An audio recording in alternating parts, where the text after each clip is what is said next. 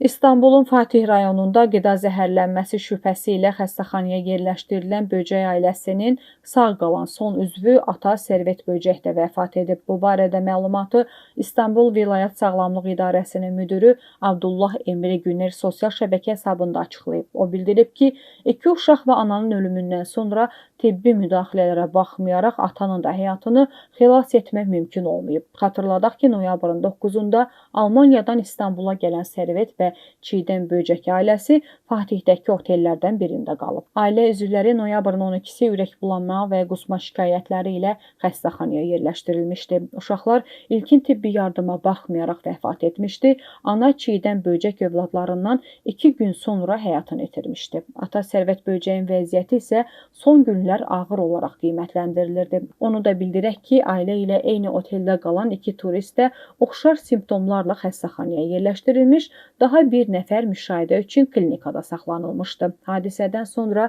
polis otelin fəaliyyətini müvəqqəti dayandıraraq onu möhürləmişdi. Ailə faciəsi ilə bağlı irəli sürülən iddialardan biri isə midye adlı dəniz məhsulundan zəhərlənmə ehtimalıdır. O iddia da sosial şəbəkələrin Türkiyə segmentində geniş müzakirələrə səbəb olub.